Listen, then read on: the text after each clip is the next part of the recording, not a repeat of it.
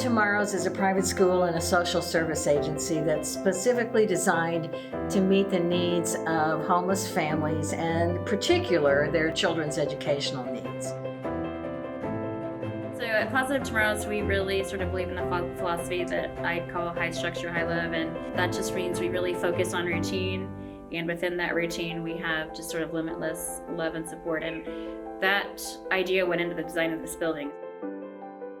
One of the things we have to be very careful about is some safety and security issues. We are working with children some of our kids are from the domestic violence shelter. Some of them are just because of chaotic situations at home. We have to be really careful that the building is very safe and secure.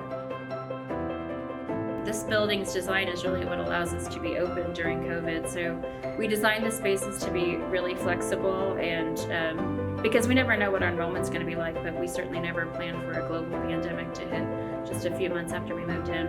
When we designed for flexibility, I mean, we honestly could not be open if the building were not designed the way it is. I got involved with Positive Tomorrows about 7 years ago. So I took a tour of the school and saw who Positive Tomorrows was, what their mission was for providing a great school for homeless children. So immediately our firm got involved and have been involved ever since. It seems simple, but when Gary said he wanted to have the kids involved in the design process, I thought that's so simple. You know, we really talk about being client-centered, but that's really being client-centered. The student and staff engagement during the planning process was pretty robust. The first thing that I asked Susan Ogle was, can I meet with the students? For me, they were the most important component to a school for homeless children.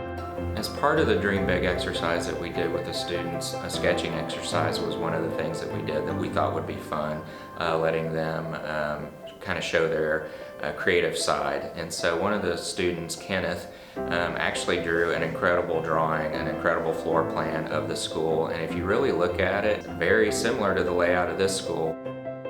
Another place that the kids wanted was a place where they could build R2-D2 and BB-8. So the idea of the makerspace was born from one of those kids' drawings.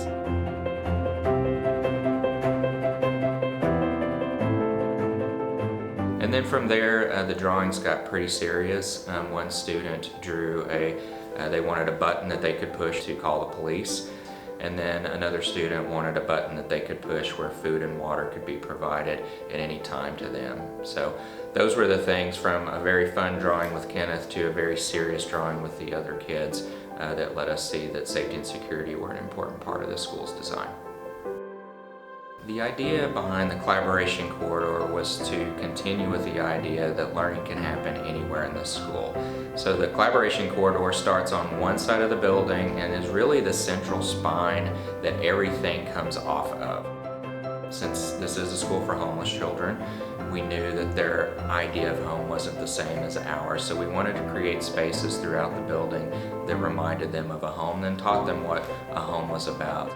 The idea of the family room was created because the family room is the center of a regular home, so we wanted the family room to be the center of the school, and everything radiates off the family room. The kitchen, our food lab where the students learn to cook as a family, the maker space where they learn to build R2-D2 and BB-8, the literacy lab where the students read, and the gymnasium, all those areas come off of the family room.